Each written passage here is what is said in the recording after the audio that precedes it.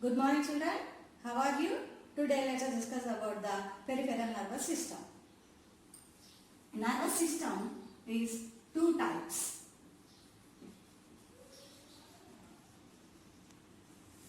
Central nervous system and peripheral nervous system. Already we have completed about the central nervous system, which includes two main important organs, brain and spinal cord. The peripheral nervous system, today we are going to discuss about the peripheral nervous system. It includes the nerves that arise from the brain and also the nerves, spinal nerves that arise from the spinal cord. So, peripheral nervous system includes cranial nerves, the nerves which are associated with the brain, and the spinal nerves,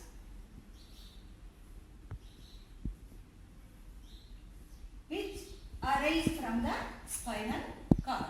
So, we have, in the previous class, we have completed about the brain and spinal cord. Today we are going to discuss about the peripheral nervous system. Among this one, the first we can discuss about the spinal nerves. Coming to the spinal nerves, I will explain from where does the spinal nerve arises. From where does these spinal nerves arise? So, the spinal cord is associated with the brain. That means it is connected to the brain.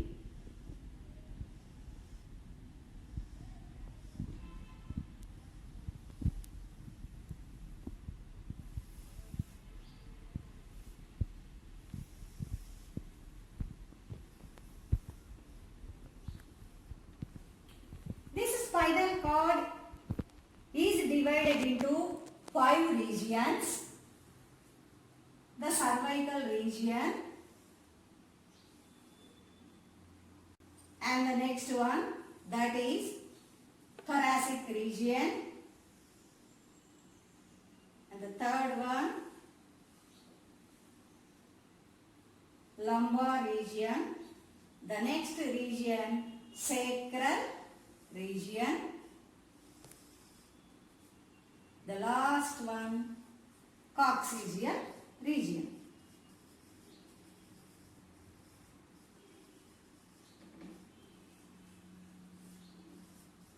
Sacral region, lumbar region, thoracic region,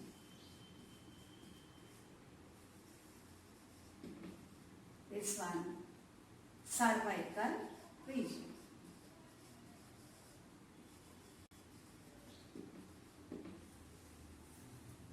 So, from the each side of the region, a number of spinal nerves arise and they emerge out through the intervertebral foramina, so that this cervical region has 8 pairs of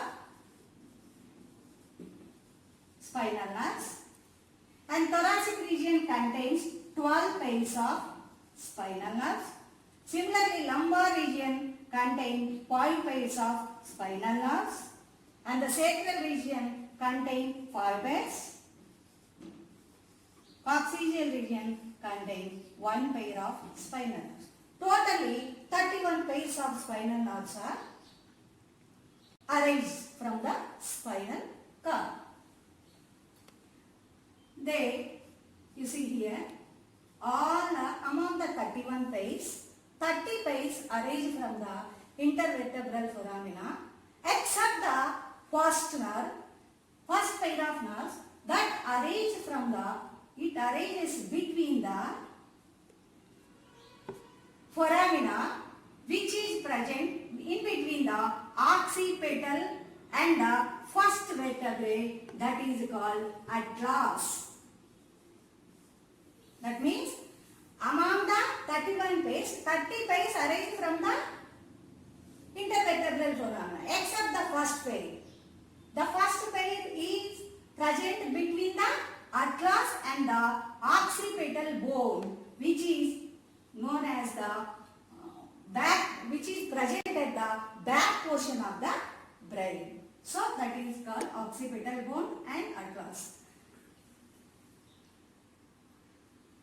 Then you see how the spinal nerves are arranged. Though these two vertebrae are adjoined together, they are adjoined together at the joint. Intervertebral foramina is present. From this intervertebral foramina, spinal nerves are emerges out.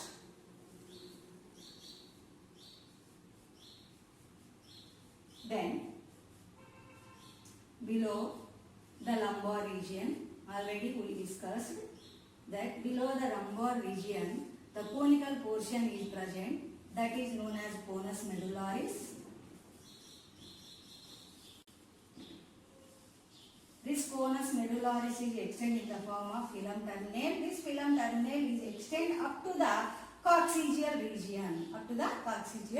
The one important thing here we have to remember is this: all the spinal nerves are mixed spinal nerves. All the spinal nerves are said to be mixed.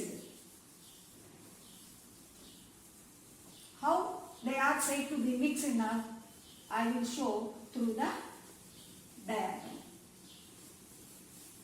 For example, when we take the TS or anatomy, when we observe the anatomy of the spinal cord, in the center it is having the gray matter.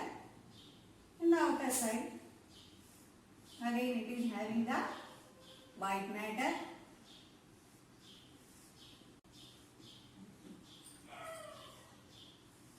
And from the dorsal region arises a root.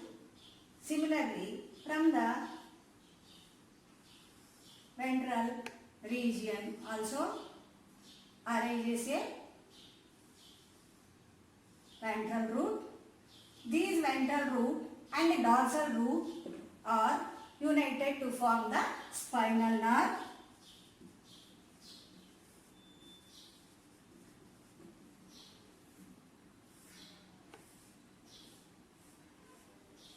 Similarly, the opposite side also we have to draw in the same way. The both dorsal root and ventral root are united to form the spinal. Here we have to observe one thing. This is called dorsal root and this is called ventral root.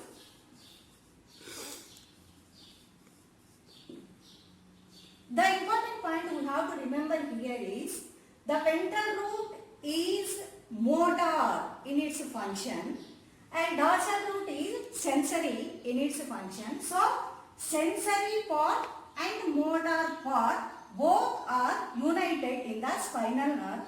So, that's why it is said to be mixed nerve. So, all the spinal nerves are mixed nerves. So, the one more important thing we have to discuss here is plexus. What are the plexus? Plexus means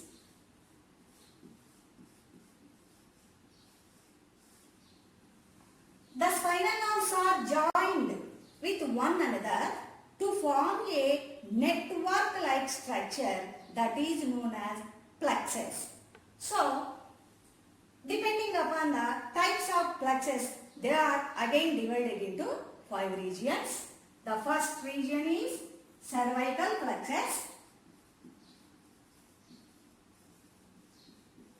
In this region, the cervical nerves, the cervical spinal nerves from 1 to 4 are united to form a plexus. Similarly, another region that is known as brachial plexus.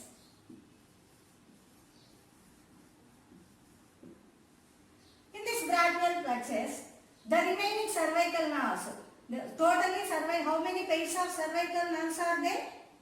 Totally 8 pairs are present.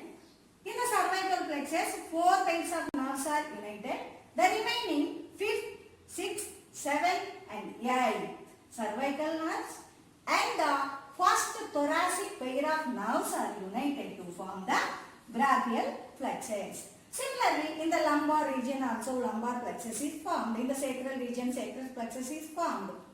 In the coccygeal region, coccygeal plexus is formed. So that it contains flexes. 5 flexes are formed in the spinal cord. How they are formed? They are interconnected with one another. They joined together to form a net-like structure that is called plexus.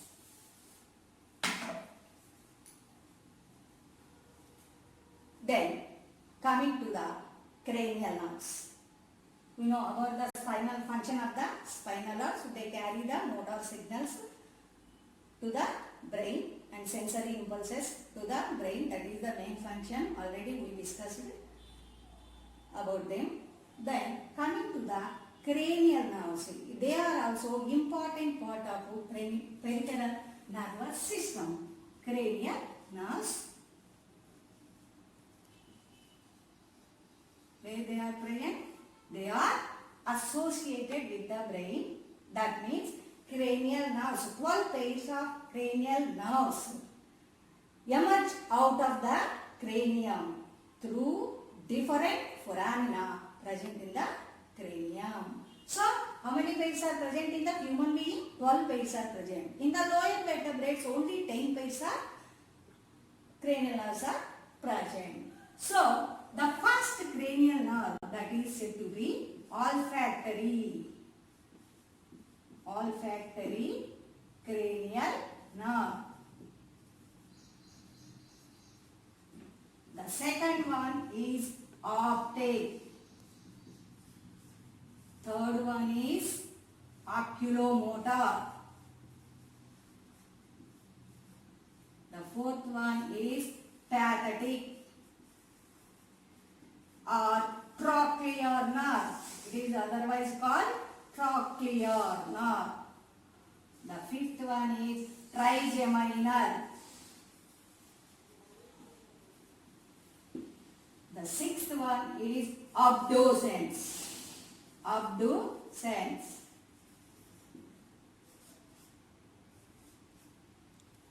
The seventh one is facial nerve.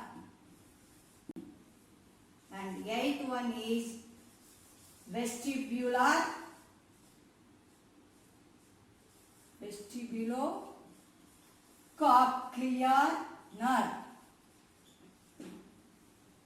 The ninth one is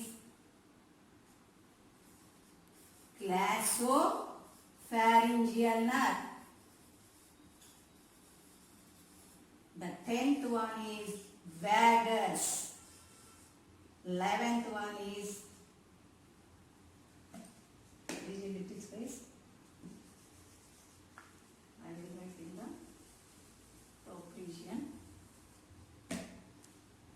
The 11th one, spinal accessory or accessory. Accessory nerve. It is also called as accessory nerve. The 12th one is hypoglossal. Hypoglossal. Then, olfactory cranial nerve. First, it arises from the olfactory epithelium, which is present in the nasal cavity.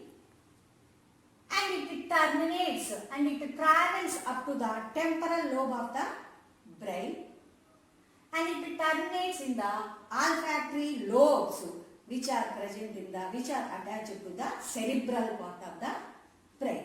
So once again I will repeat. Olfactory cranial nerve. It helps to receive the sensory impulses related to smell. From where does it arise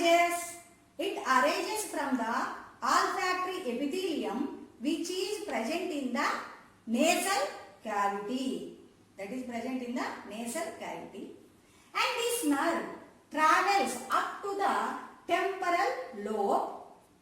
That means temporal lobe is a part of cerebrum.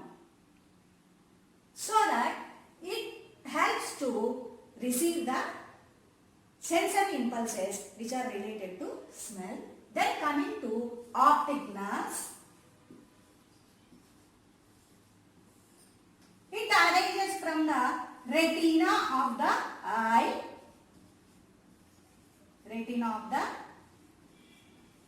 eye. It helps with the visual perception. It is related to the visual perception. That means this nerve is sensory in function. It receives the sensory impulses mainly from the eyeball region. Mainly from the eyeball region.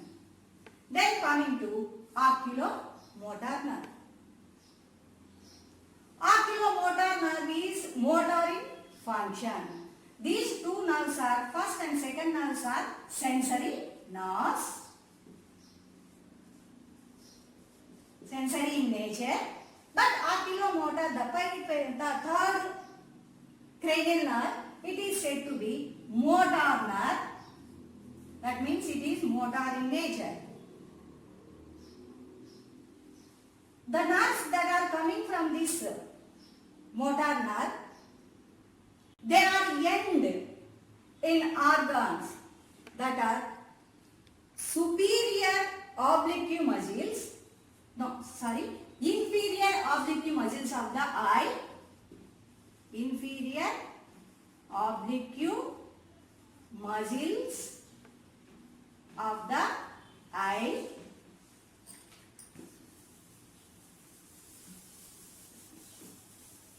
oculomotor nerve, third nerve, it is motor in function. It sends the signals or impulses to inferior oblique muscles of the eye.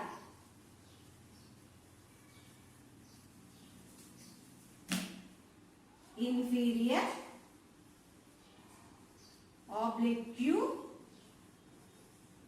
muscles of the eye.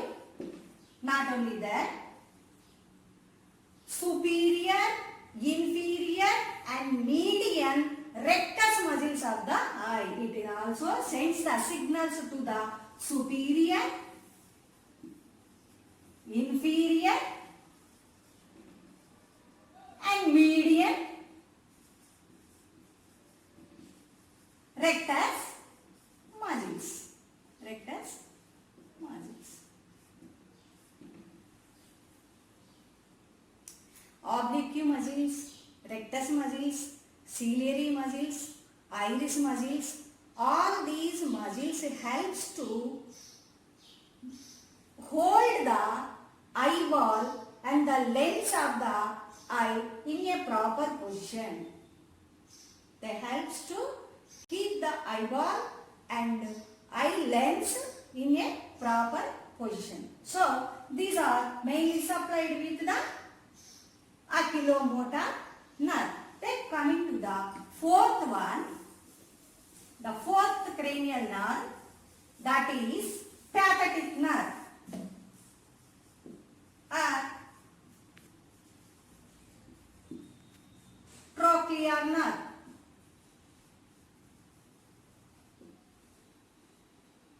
It arises from the floor of the midbrain. It is also motor in nature. It sends the signals to the superior oblique muscles.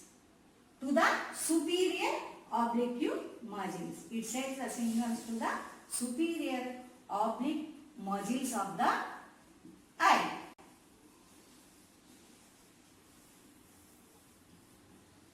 Then coming to the fifth one, it is motor in nature. See, the first, second are sensory in nature, third, fourth are motor in nature. The fifth one is trigeminal nerve.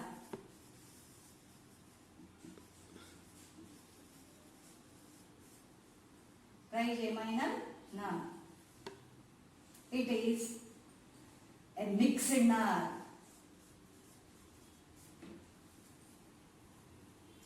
Functionally, these cranial nerves are three types: sensory nerves, motor nerves, and mixed nerves. We know very well that sensory means they receive the sensory impulses. Motor means they send the signals to the central nervous system from the effector organs. Mixed means they contain both sensory and motor neurons. They contain sensory neurons and motor neurons. So a trigeminal nerve is a mixed nerve.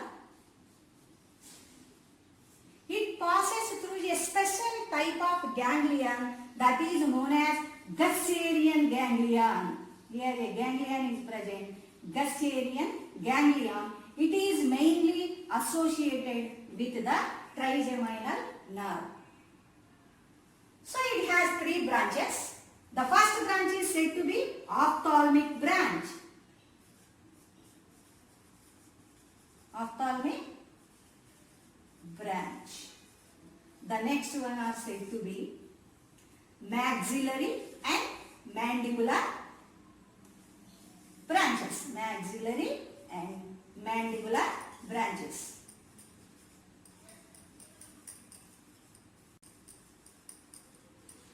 This trigeminal nerve, it is mixed nerve, no? So the first, it receives the signals from the lacrimal glands which are present in the eye region and also from the conjunctiva region of the eye, and it also receives the impulses from the teeth, lips, nose, cheeks, etc.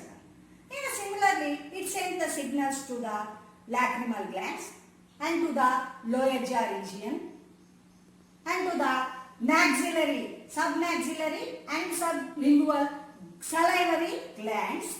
It sends the signals to the salivary glands. This is the function of the trigeminal nerve. Then coming to the sixth one, sixth cranial nerve, that is abducens nerve.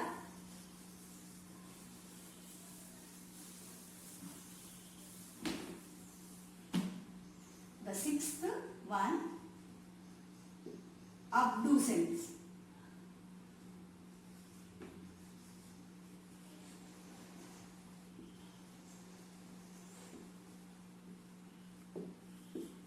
The sixth one, abducens nerve is motor in its function.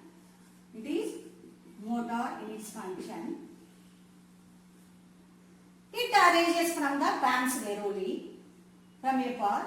It is a part of the brain from pons varolii. Later I will show you in the diagram.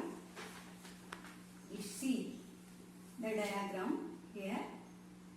Once again I will repeat. This one first, olfactory nerve. It arises from the olfactory epithelium. It is sensory in nature. This is first one.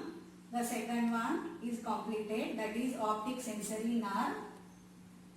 It arises from the retina. Then third nerve, oculomotor nerve. It also arises from the floor of the midbrain. It sends the motor impulses to the muscles of the eye. And then coming to the fourth one, that is pathetic nerve. Here you see the fourth one, the pathetic nerve, the fourth one, it supplies to the superior muscles, superior rectus muscles. These muscles are known as superior rectus muscles. Then coming to the fifth cranial nerve, that is here the fifth cranial nerve, trigeminal nerve. It has branches, no?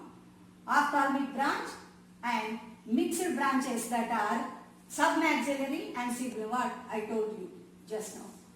Next, coming to the sixth cranial nerve, that is abducens nerve. Abducens nerve.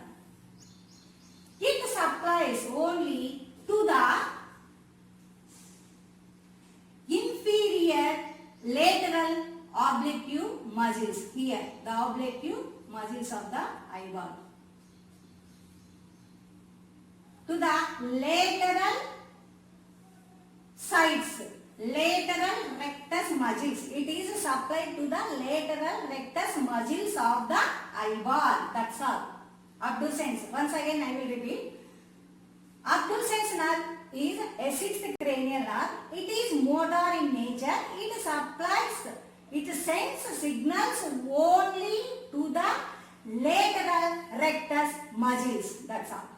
Then come to the seventh cranial nerve. That is, here you see the seventh cranial nerve. This is a facial nerve. Seventh cranial nerve is said to be facial nerve. The seventh one. It is mixed nerve. Mixed nerve. Mixed means it sends the impulses to the facial region, to the jawbones region. Similarly, it receives the impulses from the same parts. Then, coming to the eighth nerve, that is vestibulocochlear nerve. Vestibule means it is a part of inner ear. Inner ear. Similarly, cochlea. It is also a part present in inner ear.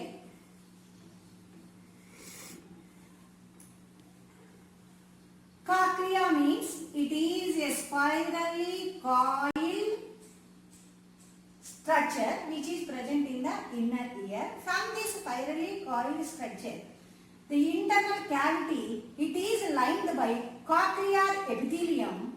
This cochlear epithelium has ridges. Those ridges are known as organ of Corti. Organ of Corti.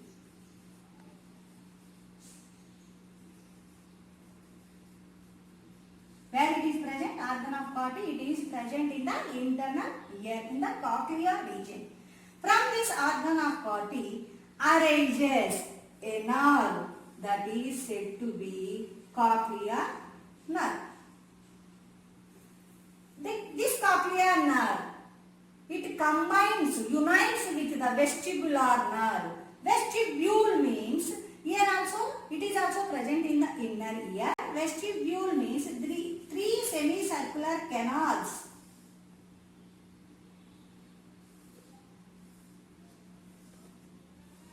There are three semicircular canals are present. These semicircular canals, along with the two parts, sacculus and utriculus. Sacculus and utriculus. Three semicircular canals along with the sacculus and utriculus combine to form vestibule. So from the vestibule, vestibular nerve arises and it unites with the cochlear nerve to form the vestibulocochlear nerve. It sends the sensory impulses to this nerve. It is mainly auditory in function. So, it is a sensory. It receives only the impulses from this cochlear region, from this organ of Corti. So, next nerve, that is ninth one.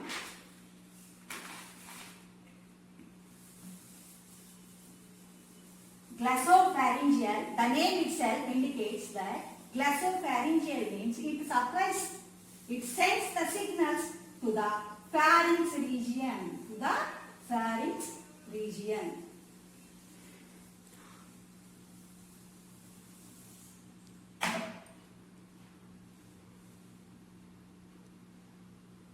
ninth one, glossopharyngeal nerve.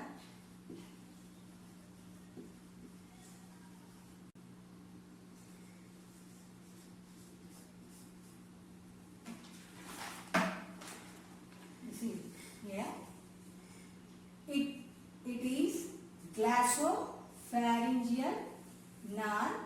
Here it is also a mixed nerve, glossopharyngeal nerve.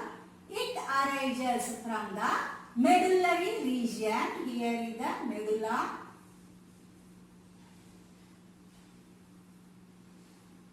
It arises from the medullary region. It is a mixed nerve. So, this blue color nerve indicates it sends the motor signals. It is the red color line indicates that it receives the sensory impulses. So, this ninth glossopharyngeal nerve, it receives the impulses from the pharyngeal musculature. It receives the impulses from the pharyngeal musculature. Though pharynx is a part of food canal, it is a part of digestive system. So it receives the impulses. This red line, it indicates the sensory nerve. This blue line indicates it is a motor in its nature. Similarly, it sends the signals to the pharyngeal musculature. That is the function of the ninth cranial nerve. Then coming to the 10th nerve, that is vagus nerve. 10th nerve.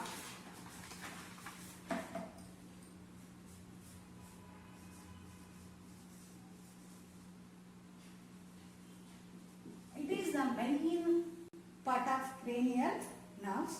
Why means this vagus nerves control all the involuntary actions of the heart, lung, kidneys, etc. So, this vagus nerve, it is also mixed nerve.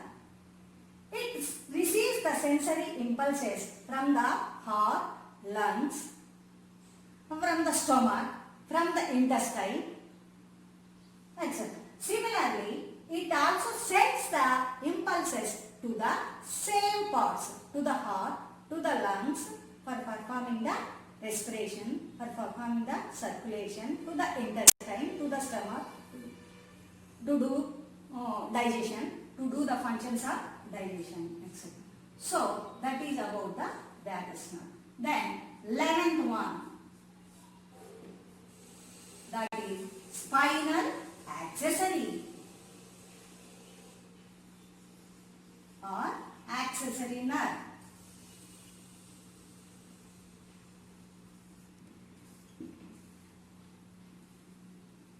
This is motor in function, motor nature. This is motor in nature.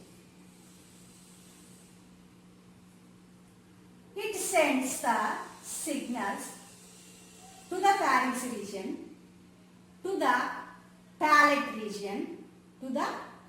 region, similarly to the nose region, and to the 1/3 part of the tongue region. It sends the impulses to the pharynx region, to the neck region, to the shoulder region. So it sends the signals, and also it receives the impulses also through the sensory nerves. This is about the spinal accessory nerve. Then coming to the last one, that is 12th cranial nerve, that is hypoglossal nerve.